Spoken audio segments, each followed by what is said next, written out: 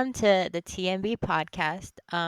This is our very first episode, and we hope that our episodes in the future can shed light on important issues and struggles that teenagers and students my age or older face. My name is Samuel, My name is Laura. My name is Christine. and we are your hosts for today's episode, which will be focused on burnout. So we're very fortunate to have the guests Justin and Matt, which are our senior presidents. So thank you guys for joining us today. How are you guys? No problem, no problem. I'm all good. I'm I'm doing good. tired. I'm doing good. I'm excited for this. Me too. So can you guys tell everyone a little bit about yourselves? Justin, you could go first. Okay. Well, I'm Justin. I don't know. You should I just say a whole rundown? Okay. I'm a senior. I'm senior president. I'm 17. Um, and I never really had that many issues with my mental health, but I know some friends. And I've helped some friends that I did. Um, and I think it's a very important subject to shed light on, especially with the social media is growing every day. So it's really really really easy to spread negativity. Like you see in every all sorts of social media, there's negativity, right? So I think what you guys are doing in this podcast, I respect it a lot. So yeah, I'm excited. I'm Matt. I'm 18, and I go to the high school for math science engineering. Me and Justin are the senior presidents. I also don't really have that much experience with mental health issues, but I do know a lot of people in my family that do have that sort of experience, unfortunately. But um, I do what I do love about this podcast is it's kind of like an outlet for you guys to speak on an issue that not many people are comfortable talking about, and that's kind of what I kind of find exciting. Thank Okay. you. Yeah, so we can't wait to just like continue talking, and hopefully you guys can have some knowledge about some coping mechanisms as well. So, if you want to get into the first question. Okay, so when you hear the word burnout, what's the first thing that pops into your head? Well, when I hear burnout, um, I just got done with my college admissions process, right? So when I hear burnout, I think of like tackling a lot of stress, and I think everybody has some sort of line or some sort of limit that they can handle. So when I think of burnout, I think it's kind of the point where a person or an individual kind of went past that point with whatever type of issues that they're dealing with. Yeah, that's what I think of when I think of burnout. Yeah, adding on to what Justin said, I mean, when I first started burnout, the first thing that came to my mind was school, and I think a lot of people have that, like, may have their own situational like problems, but I think what we all have in common is that school is really stressful in a lot of us, and that's one of the main reasons why people have like a lot of stress and then discomfort in their life. So that's what I think. Yeah, definitely. I also thought of school. I also thought like the first thing I thought of is stress, and stress can either be helpful or harmful, and stress can motivate you to care about something whether or not that thing has like significance to you. But of course, as students, like we want to succeed the best that we can, and as you get older, sophomore, junior, senior, it can get stressful. I can't imagine college admissions at this age right now. Um, so at that time, we need to like sort of prioritize, and that can overwhelm ourselves. And so, we want to ask ourselves like, what are the effects of stress? So I want to ask you, Justin and Matt, how did you guys like handle college admissions? Extracurriculars. Justin, you have basketball. Senior president work. How'd you guys like manage all of that? Well, I mean, for me, basketball, it wasn't something that added on to my stress. It was actually an outlet. So when I had to think about, oh, what am I gonna write my personal statement about, or all these supplements I have to write, or even my grades, um, I kind of used basketball as, um, I don't want to say a distraction because it was more than just a distraction. It actually helped me calm down and it helped me kind of organize myself. So after I finished basketball, I went home and I felt ready to do work, right? Um, so I don't know. I I mean, I handle all of my responsibilities. I think really just with my time management. It's important to be able to organize all of the things you have to do, and make sure that you're not overwhelming yourself. So yeah, for me, really, it was just basketball. Basketball really helped me with all my stress and all. Yeah, I think one of the biggest mistakes I had made was kind of viewing like for me it was like the gym or baseball or like hanging out with friends as kind of like a distraction, and like I didn't I kind of like pushed that all away and focused my life revolved around this one college personally I say, and so that kind of was really stressful on me, and I don't think that's the way to handle it for anybody, and so I think it's important for somebody to have that thing that they can do that they find relaxing or they can just take their mind off for a couple hours. I think that's really important to handle stress. Yeah, I think that for me, mine is a little bit different. Like when I was younger, I always thought like I was gonna do like this extracurricular, that extracurricular, win this award, that award. And things sort of became like a list on your resume. And now it's just like I'm so tired and I just never want to do anything now. And so like, a part of the reason why, I wanted to start this club is that it wouldn't be like a list on the resume, it would have been an outlet for other people to have. It would become a haven for other people, including myself. So once I absolved myself and told myself that truth, I feel like I could go with the flow in a way that I could trust that everything will work out in due time. And obviously by doing the best that I can. So, with senior president work, it's very enthusiastic and you both obviously bring such a positive, lively energy. Um, so how do you do that in situations when when you're not ever like in a good mood sometimes?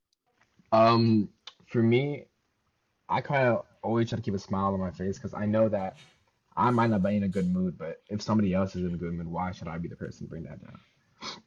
So I think it's really important for us to take into consideration what other people are feeling and thinking, and to not let that one bad day ruin your entire week. Yeah, honestly, this might be unhealthy. I ain't gonna lie, but I I do a good job at kind of pushing off any negative energy that I have. Like, let's say I wake up in the morning and I'm not feeling too good, right? I know I have a test sixth period and I have a test second period and a presentation, whatever, right? Whatever stress I have, I think I do a pretty good job at going to school.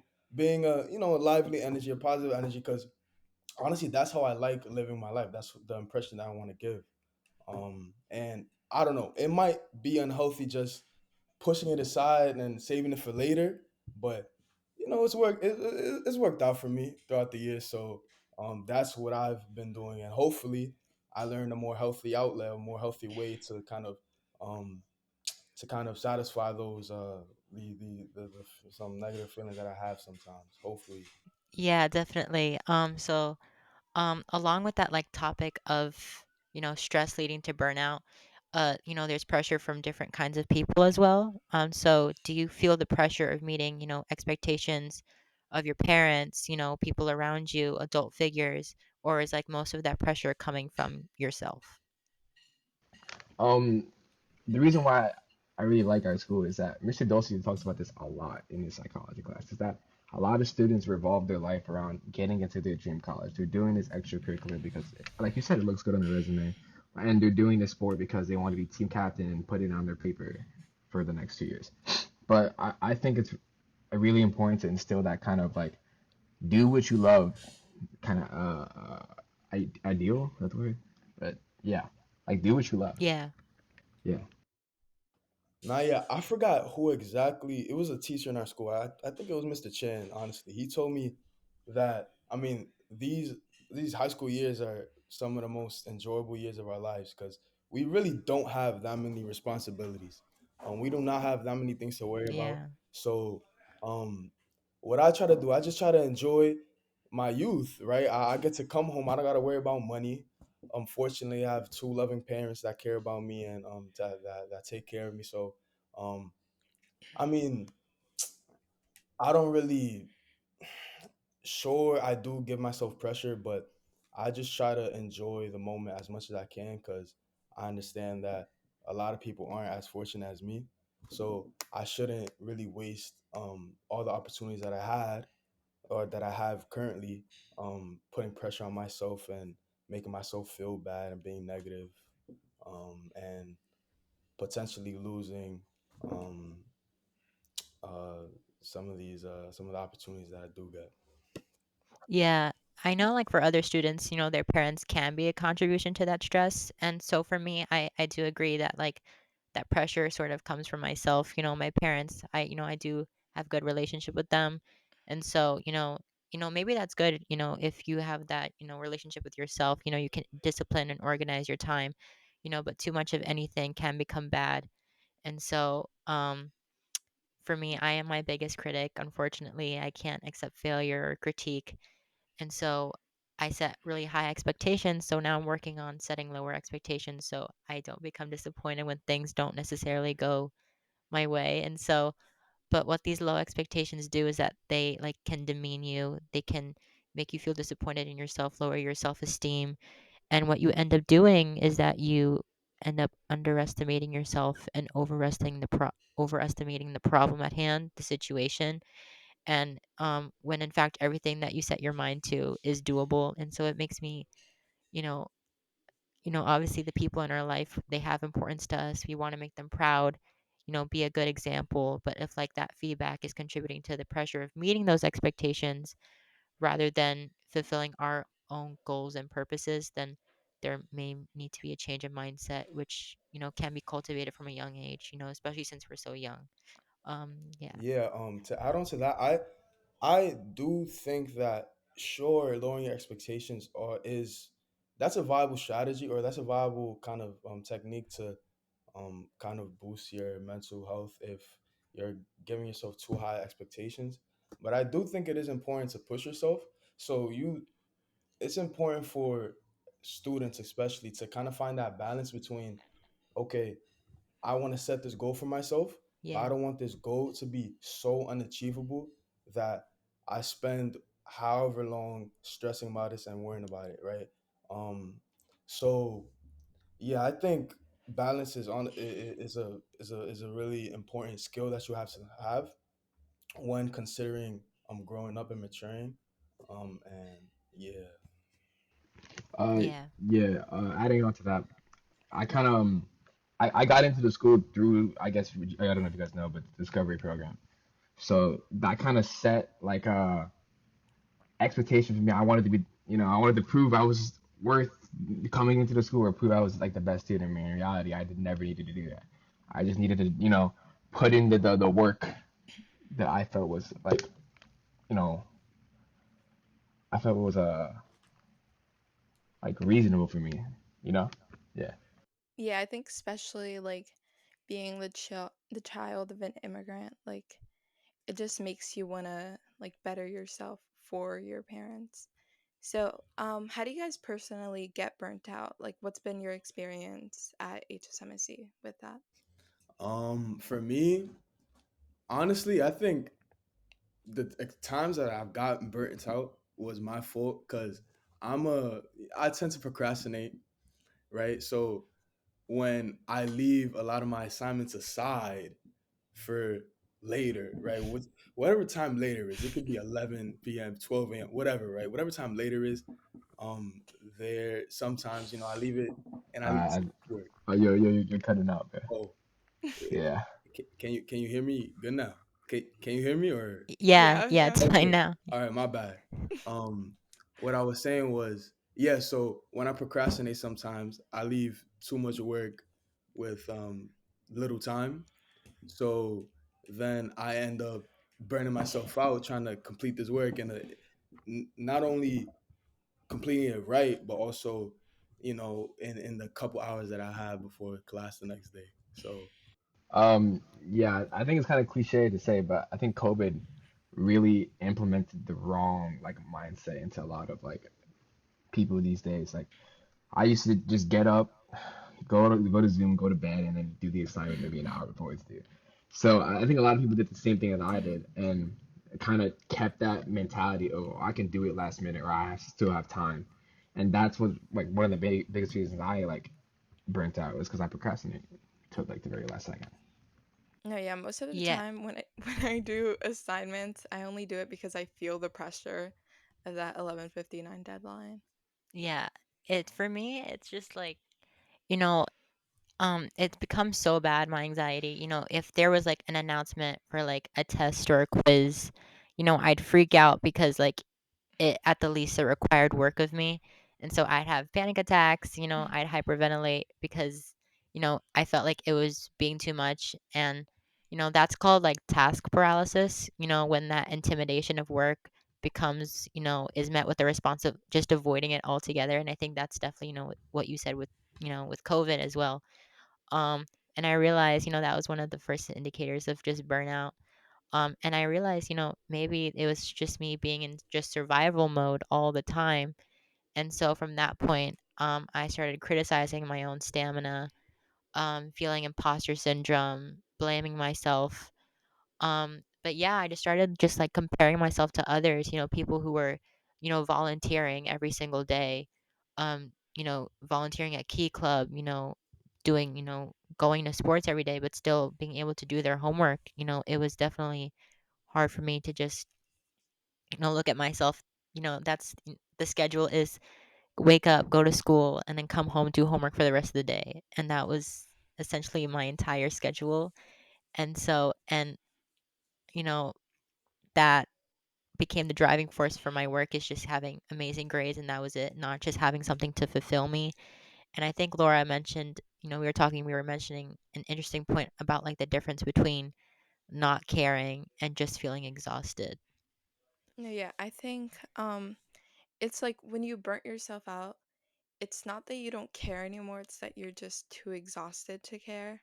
So in the end, it just like doesn't matter anymore for you. Yeah. What a bad habit I kind of do is like what you said. If I'm too tired to do work, but I do have like the sense of like care for the work. I start seeing, okay, this assignment is not worth as much as this assignment. Let me do this, and then this assignment is I can take this assignment right here, and that's kind of like the bad mentality you kind of like build when you start like sacrificing or not caring. Yeah, I think also another things like with burnout, I don't know if you guys struggle with this, but surrounding yourself with friends is obviously good, but one thing that I've struggled with is like social withdrawal. So basically it's just like isolating yourself, disconnecting from others because that requires a lot of energy from you, and maybe you just want to just be alone, and maybe that's just the easier route. So have you guys ever like felt that, experienced that? Um, I haven't honestly, cause I don't know. Like I said before, I do a good job at honestly. Like if I experience, I'm giving an example. If I experience burnout the night before school, right? So whatever, I had all these assignments to do. I did three of them. I missed one, right? So I'm carrying that stress on to the next day. For some reason, I'm just good at forgetting that I that I messed up that night. So I don't feel the need to kind of distance myself. I kind of just act regular, honestly. And then I get that stress carried on when I'm alone again, right? Um, yeah. Um, like I was saying before, the first month of like it kind of hit me. I was kind of late in college. Like the first month, it was like maybe November. I had gone straight from school, home, college, essay, go to bed. And that kind of routine is not healthy at all. I think for me, talking to other people was like the way I relieved some kind of stress. Like I never felt the need to isolate myself because, that's just not healthy. Like you need a balance. Yeah, I think with people that have, symptoms of burnout, sometimes they don't really know what they need. And so I noticed that, just like getting myself just out of bed, recuperating myself if I had, social anxiety that day, just to like get water, go to the bathroom. But I noticed that, with my friends, some of those worries just, went away. And yeah, just like trusting yourself with people that can help you unapologetically, no matter what energy level that you're at. And with like trusting yourself comes with being able to trust the people in your life to help you because you're not alone. And so yeah, that leads into my next question.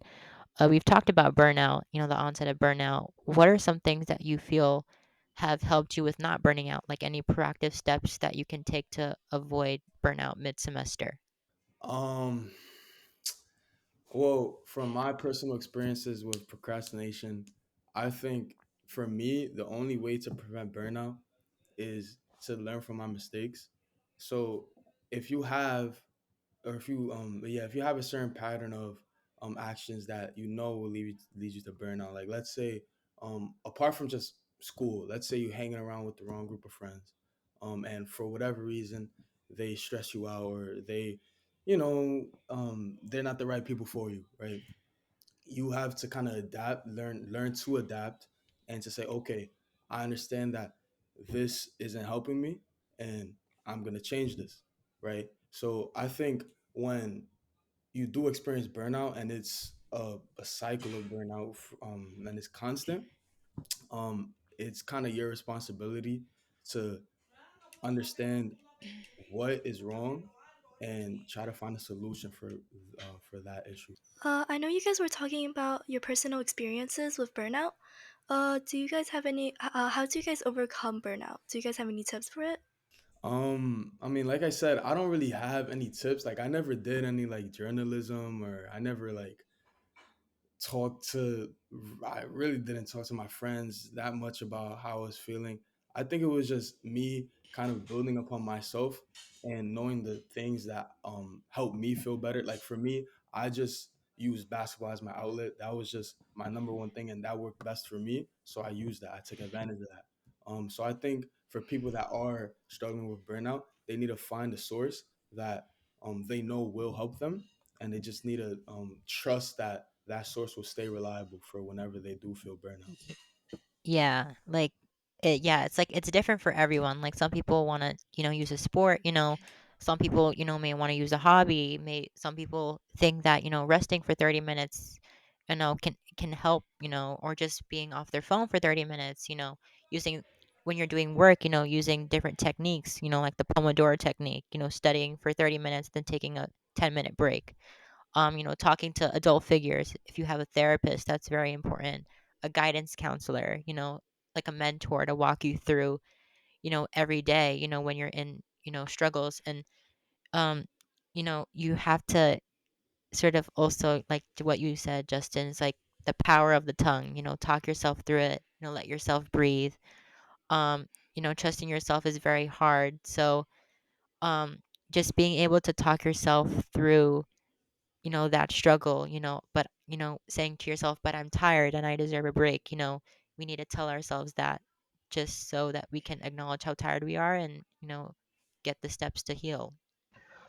Yeah, I think adding on to what all you guys said, I agree with it. But I think a really important step is preparing for like when you know you're gonna have a stressful day, like emailing that teacher that you know you're probably not gonna get the assignment done, instead of like assuming that it's gonna be okay. Or, you know, I had plans with my friends today, but I just had an assignment due that I forgot about. Like I know I have to cancel that plan. I'm not gonna, you know, misjudge when I know something like I know I'm gonna get burnt out. Yeah, like, also like what you said, like preparing for a stressful day. I always like to use like an agenda, writing in my schedule. Just checking it off is like the most satisfying thing ever because like it helps gratify things that I've done, but also just motivate me or discipline myself moreover to, do the work for that next day. No, yeah. So, what do you guys like to do if you feel you have way too much to do in too little time? Um, well, what I've learned to do from, I mean, some of my counselors and some teachers and even some friends. My brother, he's a sophomore in college right now. He gave me some advice. I think when I have a lot of things to do, it's important to schedule. So, like Samuel just said, having kind of just an agenda of what you want to do and which with certain time frames or whatever, that's important because that helps keeps you organized. That helps keep you on check. So if you're spending too long on one assignment, let's say, you have to decide, well, do I finish this assignment or do I go on to the next? So I think if you do have a lot of things to do with very little time, it is important to kind of organize or you know what I'm saying. It's important to just have an agenda of what you want to Yeah. do and what time. Yeah, exactly. Yeah, like if things get like hard, I do like to like section my time, focus on one thing at a time, as they say, when things are getting thrown at you left and right, assignments, it's okay to like focus on one thing, move on to the next. Just also like things to write for yourself, positive affirmations. When you do take that break, it's important to, do it effectively, journal if that works for you. Watch a YouTube video, meditate, affirmations, that's what helped me. Also just acknowledging that doing your best looks different every day. So if you just need to take a break or take a rest or move that to the next day, but also write an email to your teachers so that you can sort of consolidate that, if that's important, getting 8 hours of sleep, although, being a student, that's really hard. Don't do that. um, yeah. But like, like we said before, like, you are your own person. You have to be kinder to yourself sometimes. But if you have a lot of work, it's important to just acknowledge that you can get through it if you section your time well. Yeah, and also people have to understand that they do have a lot of support, especially students in school. They have so many resources. They have teachers that they can offer extensions. They have a countless amount of friends, parents, if you know you're fortunate enough. So students need to understand that, and I'm saying students because I'm a student right now, and we're all students in this call. Students need to understand that they're not alone, right? There's at least one resource that they can reach out to if it comes to the point where they feel like they have too much to do, too many responsibilities. So I think I definitely forgot about that. Like last year, it's junior year. You know how they say junior year is the most important for grades and stuff like that. When I had a lot of assignments, um, I didn't. I thought it was just. I really just kind of tackled all of the stress that I was going through by myself. When I could have reached out to somebody to help me, or reached out to a teacher for tutoring, or whatever the case was. So I didn't take advantage of my resources, and I hope me saying this um, would inspire people to kind of take advantage of the resources that they have in their schools or their friends and things of that nature. Yeah, sorry, my mic was not working. But what you said, like, what they say, like junior year is like the most important year. And that's, next year for me. But like, looking forward to that. But it's like what things in high school get easier as you get older and what things in high school get harder as you get older. For me, uh, I think that the workload, like handling the workload, got easier as I got older because it was honestly half of it was me just getting used to having a lot of work to do, but then the other half was me being able to um, organize my time well, right? Manage my time well. So yeah, doing completing the work has definitely gotten easier as I've gotten older. Now harder.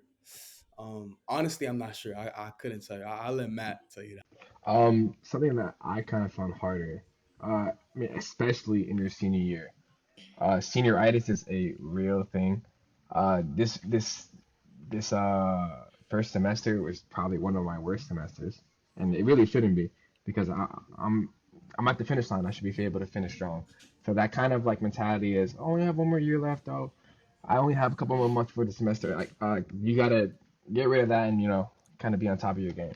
Yeah, I definitely think, yeah, what you said, Justin, with time management, I feel like that definitely gets a little bit more easier to manage once you get like a schedule in place, when you start using, like a planner, when you get to, knowing your day better and figuring out what works for you and what doesn't. I do think also socializing, when you're pushing yourself in healthy ways as well, to be in environments where, that can foster, good qualities, when you're talking to people, uh, participating as well, it'll be easier to form, meaningful connections, and as well as self-awareness. I feel like that becomes easier, um, especially with college apps. I think you become more in tune with your strengths, interests, and goals. And with harder though, I don't know if like decision making is harder, like, choosing from one thing or another, or like a college or career path, maybe that can be challenging. Um, for I think that sure, when you get older, you do have harder decisions to make, right? Like I can't even imagine sophomore year. The hardest decision I had to make was I don't want to compare my year to yours. Maybe you had, you know what I'm saying. You probably had some different. Obviously, you had different experiences, but for me, the hardest decision I had to make was my elective, right? Well, now being a senior, I have to handle a lot of different things I have to do. I have to move plans and um, you know, I have to I had to make a decision of playing basketball or working, right? So but I have as I've gotten older, I've matured and I have been better at making these important decisions. So I don't know. For me personally, I think that as you get older, decision making does get a little bit easier, or um, I don't know. I don't want to confuse it with like it's it's not easier to make decisions, but it's easier to sort through your decisions. I don't know if that makes sense to you guys. If you need me to elaborate, you tell me. Now I think I need you to elaborate. Okay. So what I mean is what I mean is as you get older, you have more important decisions to make, but you're equipped with more skills to make the decisions, right? So as a sophomore, I would have been buried in the ground trying to figure out what colleges matched my interests and stuff like that, and um, doing these senior president activities and stuff like that. I would have been buried because I wasn't equipped with the skills of how I manage my time right now and how I manage my stress right now, right? So yeah, as I got older, I just got more skills of being able to manage all of these different things. Yeah, and with all that management, like with, maturing as well, how do you feel MSc prepared you for like this stage in your life, and what resources were available to you that made that process easier? Um, I think a lot of the variety of like clubs and kind of the way we have to choose our own path. You have the engineering track, the uh, science track, whatever. That kind of gives you the experience of making those big decisions, and that when it comes time for college, like you're not so worried about making a decision that's gonna like be a big deal.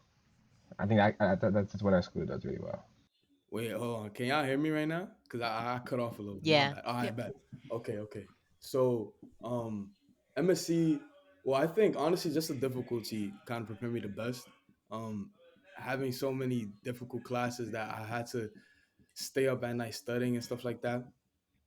Being able to, I'm saying, learning to handle all of the stress and trying to prevent burnout. That is honestly probably the most important things that I've gathered from HSMSC. And that's not necessarily HSMSC specific, but HSMSC is a pretty rigorous school and it's a pretty accelerated school with accelerated courses. So, yeah, to me, just handling just the difficulty of the school is probably my biggest preparation for college. Oh yeah. I think MSc, although it is like a definitely rigorous school, um, it does, a good job at just making sure that you have those resources. Scheduling like guidance counselor meetings are a lot easier now. Um, yeah. Um, we also have like a wellness center, which is great. I don't know how well people use that. Um, but yeah, just like things like that. Yeah, and also, yeah, we have really good counseling in our school. Like the college counselors, Ms. Barnwell, she's amazing, and I've even talked to Patterson sometimes. I had an issue. I talked to Patterson. She's amazing too. So, yeah, I mean, sure, although our school is very difficult, yeah, those resources. This is kind of out of the question, but I just wanted to bring it up because I think I am very fortunate. It's one of the things that I love most about our school. We have amazing support, and yeah, I really appreciate that about our school. So if anybody from HSMC is listening, you guys really should take advantage of the resources that we have because they're all honestly amazing.